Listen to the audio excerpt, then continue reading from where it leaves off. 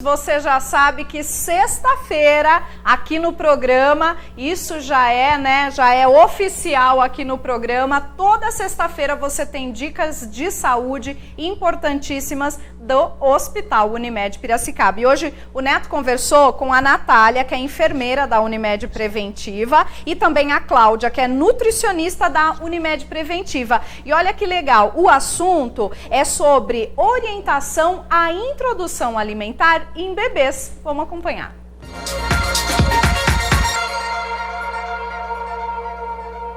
E hoje nós viemos aqui até o espaço da medicina preventiva, aliás, um espaço maravilhoso aqui, recebendo, né, todas as pessoas, um espaço muito aconchegante e fundamental. E hoje vamos falar sobre a alimentação dos bebezinhos, né? Várias perguntas, dúvidas, e eu vou conversar aqui hoje, tenho o prazer de conversar com a Natália Honório, que é enfermeira da Unimed Medicina Preventiva, e vou conversar também com a Cláudia Cavassani, que ela é nutricionista da Unimed Preventiva. Muito obrigado, viu, por essa oportunidade para a gente conversar um pouquinho com quem está em casa, né? Bom, é muito comum, a gente sabe disso, né? Papai, mamãe, primeira viagem, tem dúvidas, todo mundo acaba dando um palpite, né? E sempre bem intencionado. Às vezes é a mamãe, a vovó, às vezes uma vizinha, faz desse jeito, faz daquele jeito, e aí sempre fica a dúvida qual seria o correto. Então hoje a gente vai conversar um pouquinho, né, tirando essas dúvidas. A primeira pergunta que eu faço, né, qual o período que deve iniciar a introdução alimentar, para a gente entender qual que é o momento que o bebê começa realmente a ter essa oportunidade de ter outros sabores, começar a aguçar o paladar. Certo. Então, a introdução alimentar, a recomendação é que ela inicie a partir dos 6 meses de vida do bebê. Uma coisa importante é observar os sinais de prontidão também do bebê, né? Então, a postura, se ele está conseguindo se sentar, né? Se o tronco está firminho, se ele demonstra, de repente, interesse pela comida. Então, quando os pais, os familiares, né? A família que cuida da criança, quando a família está comendo, se a criança demonstra interesse pela comida, né?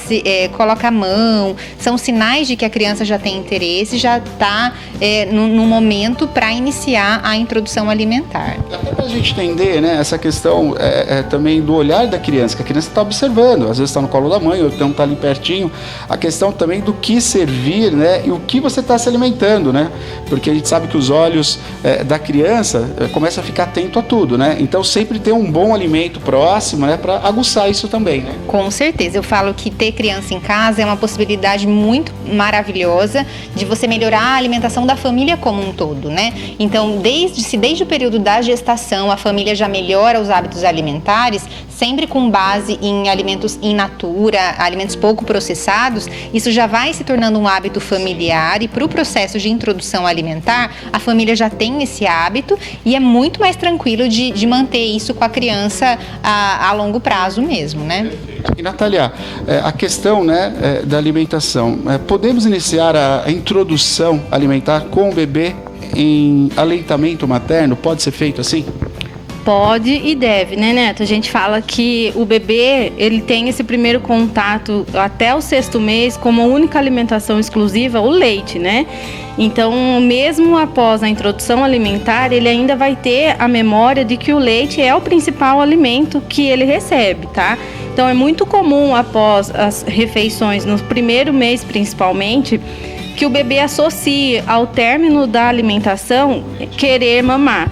A gente sempre dá a dica do quê? O leite materno, para as mamães que amamentam, não tem problema nenhum você ofertar já que a criança terminar a refeição, tá? Então, já no caso do leite artificial, que tem algumas pessoas que precisam entrar, né, por motivos múltiplos aí, a gente pede para que respeitem um intervalo de pelo menos 30 minutos por conta de não prejudicar na absorção de alguns nutrientes, por exemplo, o ferro, tá? Mas geralmente, assim, os bebezinhos vão querer sim mamar, é comum isso acontecer ao término das refeições, querer associar em tomar o leitinho aí, que sempre foi a refeição principal, né? E a questão de a gente falar, Natália, que não há problema algum, né, em ter essa prática. Não tem problema algum. Como eu falei, a amamentação ela deve ser seguida sim, tá? A recomendação é que seja contínua, né? Até pelo menos os 2 anos aí para quem tem essa possibilidade de amamentar. Então o leite materno ele vai perdurar por um bom tempo aí para a criança que mama no peito.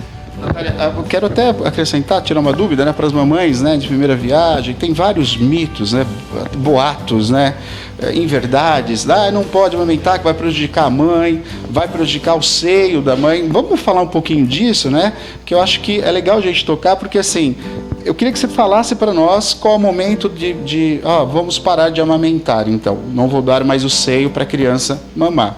E se esses mitos também, vocês fazem um trabalho muito bacana de acompanhamento, né? Esclarecendo. Então vamos usar esse espaço também para esclarecer para quem está em casa. Sim, a gente tem hoje o programa Aconchego, né? Que ele é direcionado para as mamães que acabaram de ter o bebê e tem essas dificuldades com a amamentação, né? Hoje a gente sabe que é muito, como você disse, é muito mito que se tem, né? E a mãe, ela tem que ter mesmo uma total disposição para poder manter o aleitamento, né? Inclusive a Clau mesmo falou para mim que ela não esquece a frase, né? Para amamentar você precisa querer, você tem que se dar, né? Para amamentação. E é muito rico, é um momento assim de oportunidade que a mãe tem de um maior vínculo, afeto, além dos inúmeros benefícios que a gente já cansou de ouvir, né? Para a saúde mesmo do bebê. E em questão do tempo, Neto, o desmame, ele é uma fase, por incrível que pareça, um pouco mais complicada, porque o bebê já criou o vínculo, né? Então o bebê que ele já tem esse vínculo com a mãe, que ele mama e torna esse momento prazeroso de dormir e acordar com a mãe.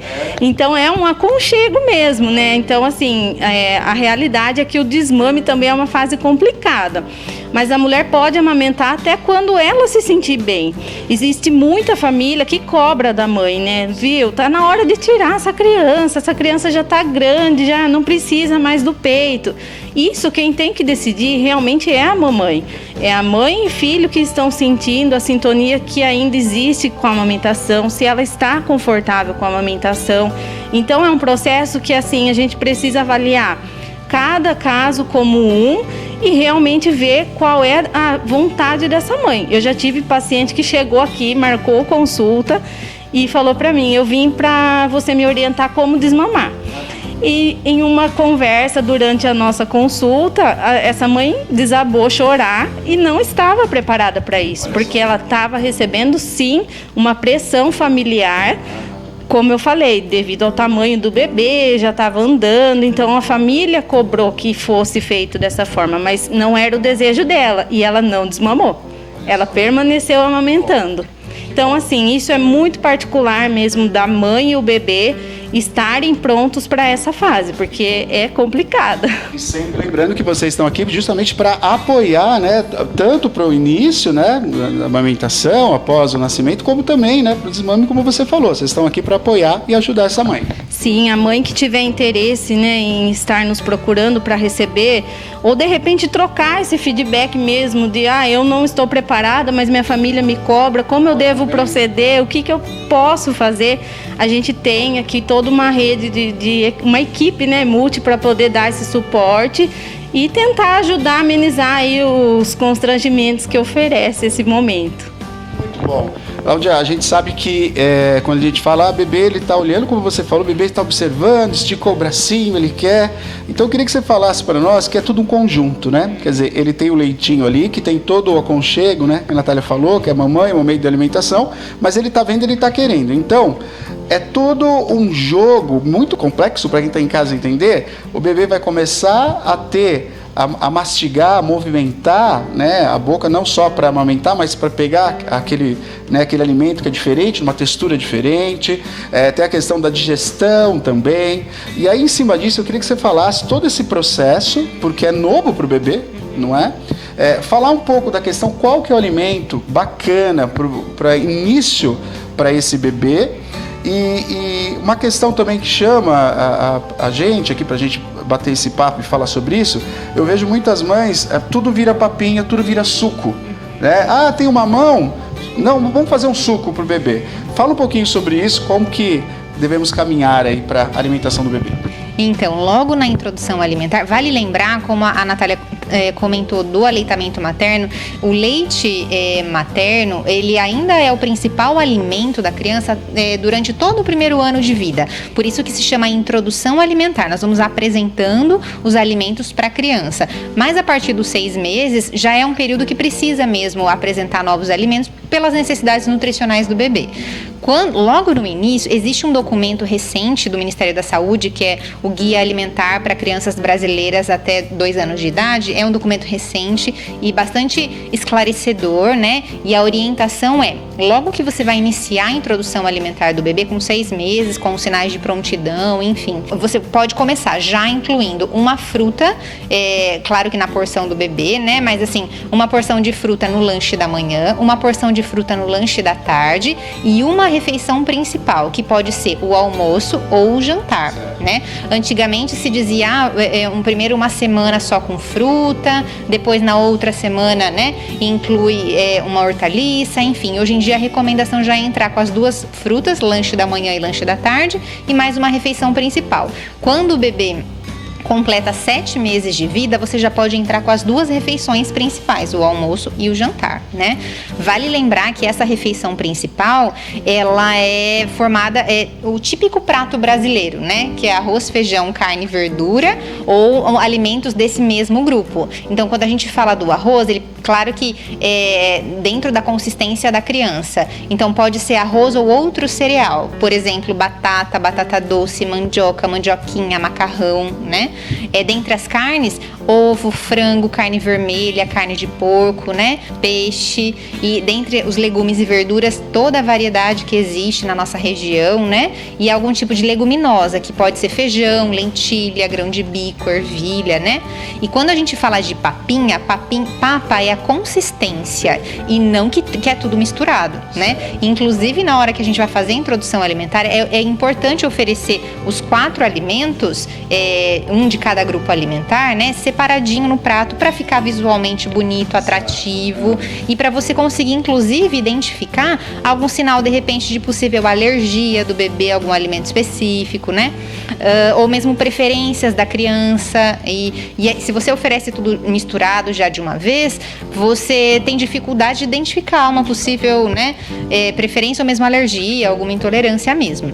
Então, quando você faz, por exemplo, um arroz, ele vai ser mais papa, e aí a gente pode amassar, mesmo logo no início da introdução alimentar, você vai trabalhar com a consistência. A gente sempre fala assim, que essa refeição do bebê é a mesma refeição da família, né? A única coisa do bebê vai ser adaptado à consistência. Então, um exemplo, um arroz, talvez o arroz ele tenha que ser mais papa e talvez tenha que fazer separado. Mas, por exemplo, uma batata, uma mandioca, uma mandioquinha, né? É só amassar, uma carne bem picadinha, bem desfiadinha, um legume abrandado, cozido, né? O feijão com bastante caldo, pode dar o grão, não tem problema nenhum, né?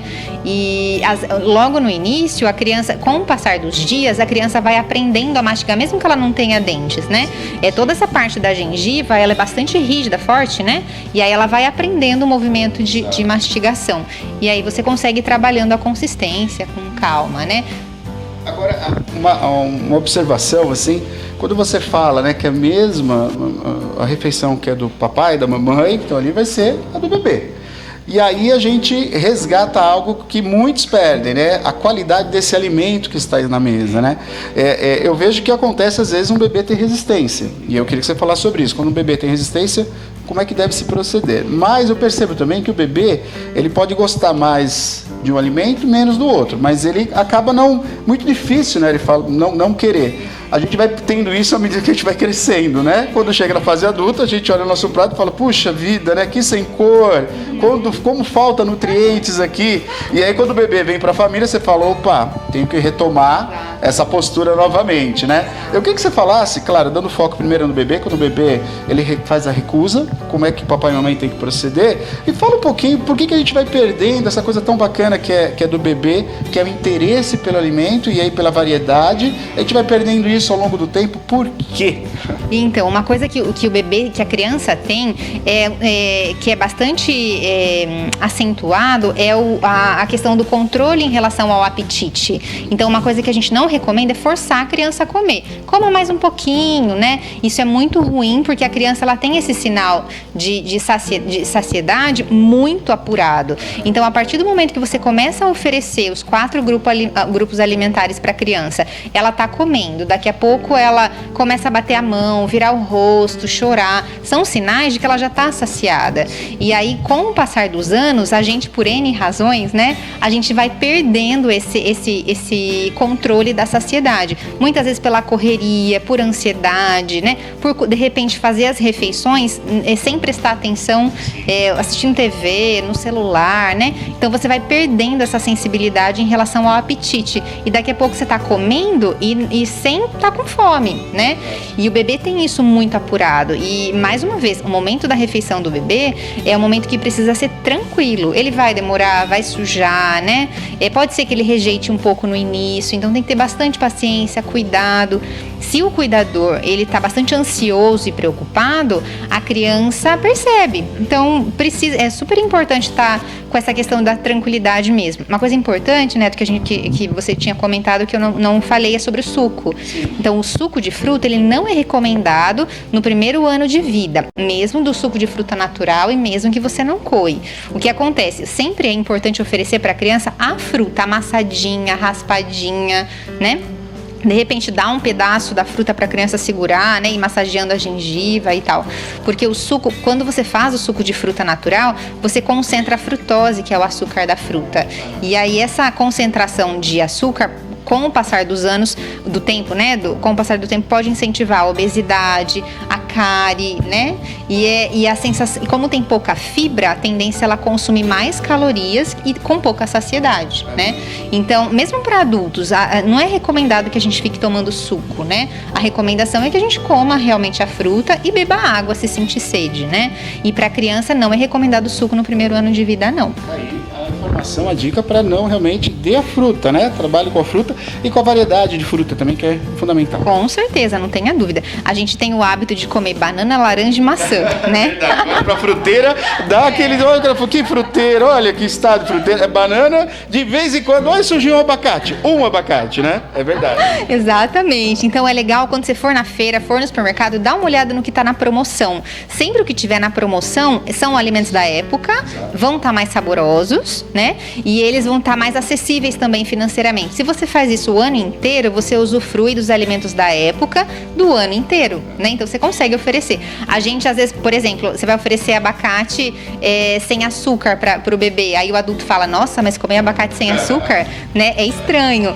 Mas é um hábito. A criança, ela não conhece. Então aquilo que você apresentar é algo que ela vai levar, né? E é legal até pra gente rever os nossos hábitos enquanto adultos, né? Por que precisa colocar açúcar no abacate, por exemplo, né? Então é nesse sentido. E outro hábito também, já aproveitando, né, que não pode, a chupeta. Primeiro, chupeta já não é um hábito legal, né? Infelizmente acaba dando chupeta até para um controle de situação, né? Agora, algo que não pode ser feito de jeito nenhum é mergulhar a chupeta em alguma coisa. Isso, mergulhou a chupeta, pode ser qualquer coisa, não pode, né? Vamos falar sobre isso. Não, açúcar de jeito nenhum, né? Não é recomendado oferecer nenhum tipo de açúcar para criança até os 2 anos de idade. Isso precisa ser frisado porque às vezes familiares, os avós querendo agradar, né? Tios, padrinhos, madrinhas, né? Então, sob nenhuma forma, assim, nem mel, nem açúcar demerara, nem açúcar mascavo, né? Então é importante não oferecer justamente pelo estímulo à obesidade na vida adulta, né? E o açúcar, quando a gente fala de adulto, né? O açúcar, ele meio que estimula o paladar. Então, quando você não consome muito no dia a dia, você consegue ficar tranquilo, né? Quando você come um pedacinho. Mas quem tem o hábito de todo dia comer um pouquinho de açúcar, o corpo sempre vai pedir para que você consuma mais. O açúcar aumenta a tolerância, né? E depois que o paladar ele tá acostumado acostumado com açúcar, fica mais difícil de você conseguir diminuir. Então a recomendação para a criança é realmente não oferecer nos 2 primeiros anos de vida, sobretudo porque o intestino está em formação, né? Todos os órgãos da criança estão em desenvolvimento e o açúcar pode prejudicar bastante, né? Toda a flora intestinal. Gente, tá vendo? São muitas informações, tudo isso à disposição na medicina preventiva. Eu quero fazer um convite para você, papai e mamãe, porque a equipe multidisciplinar está aqui à disposição. E é muito bacana que a gente bate o foco, pensa no bebê, bate o foco da mamãe. Mas o papai tem que vir também, né? Tem que vir também, às vezes até o vovô e a vovó, para vir acompanhar, para realmente ter todas essas informações. A gente passa por um período, né, muito importante, que é a medicina preventiva cada vez mais, né, próximo de nós. Isso é tão importante, né? Se a gente pegar aí 20 anos atrás, a gente não falava sobre medicina preventiva. Medicina era para tratar uma doença. E quando a gente tem essa oportunidade de ter a medicina preventiva, é para a doença não chegar nem perto do portão da sua casa. Então, por isso a informação, ela é importantíssima. E aí, Natália, acho que é legal a gente convidar todo mundo, né, os beneficiários da Unimed Piracicaba, para vir até aqui. Hoje a gente falou especificamente dos bebês, das mamães, dos papais, mas tem para a terceira idade também, para todos nós, né? Quer dizer, atividade, é uma equipe multidisciplinar que vai estar à disposição. Vamos falar então um projeto muito legal que vocês desenvolvem aqui, chamando o público de casa. Eu deixo aberto o convite, como você falou, é muito importante. A gente sempre pede para que realmente quem for ficar com esse bebê vir acompanhar a mamãe nessa consulta, porque essa pessoa vai se tornar responsável em preparo, né, da alimentação. E só uma coisinha que eu queria frisar que a gente não falou, que é importantíssimo, a água, tá? Então, toda vez que vocês introduzirem a alimentação, oferecer a água, tá? Em média, 30 ml no dia, no início. Então, durante todo o dia, o bebê vai beber um pouquinho de água. Isso é muito importante também, Neto, para poder associar, porque acaba passando batido e as pessoas não oferecem água para o bebê. Natália, para o bebê ele está mamando, né, recém-nascido, fazendo, né, mamando no seio, mas qual que é o momento que eu posso ofertar água? O bebê que ele toma o leite artificial, alguns casos os médicos já prescrevem que comece a partir do 5º mês já a inserir, ainda mais nos dias de hoje que está mais quente, né? Mas a partir da introdução alimentar é o período correto e ideal para se oferecer, tá? Às vezes o bebê ele vai cuspir, não vai ter uma boa aceitação, mas aos poucos ele vai acostumando, então aí passa a ingerir maior volume aí de água por dia, tá? Então, vocês estão à disposição aqui, quem está assistindo, o beneficiário da Unimed Piracicaba, que venha até aqui, converse com a equipe, que usufrua, né, desse projeto muito bacana aqui, com profissionais sempre muito atenciosos. Cláudia, obrigado, viu, pela entrevista, a gente possa colaborar aí cada vez mais com o público. Nós que agradecemos a oportunidade, então, mais uma vez, a medicina preventiva está à disposição com programas, nesse caso específico, de introdução alimentar, e sintam-se à vontade para entrar em contato com a sede. Perfeito. Pode estar ligando, tá? No número 34332000, tá? Que a gente vai estar fazendo um agendamento de acordo com a necessidade de cada um. A gente tem um grupo que acontece uma vez por mês, tá? Mas se a pessoa de repente não puder estar comparecendo nesse grupo e quiser marcar individual, a gente faz também esse acompanhamento. E a gente vai dar todas as orientações, dicas de colher, de como oferecer. Tem todos uns detalhes aí que a gente gosta de mostrar e especificar para que seja um momento prazeroso, né, Neto? Porque desde a amamentação até a introdução são fases distintas, mas que geram muita dificuldade, a gente sabe, e a mãe fica insegura. Então, assim, tá fluindo super bem, né, Cláudia? A gente tem conseguido muito sucesso aí com as introduções alimentares. Parabéns pelo projeto, viu? Bom, parabéns pela profissão, né? Que é essencial, fundamental para todos nós. E parabéns por esse projeto tão bacana desenvolvido pela Unimed Piracicaba. Valeu, obrigado, viu?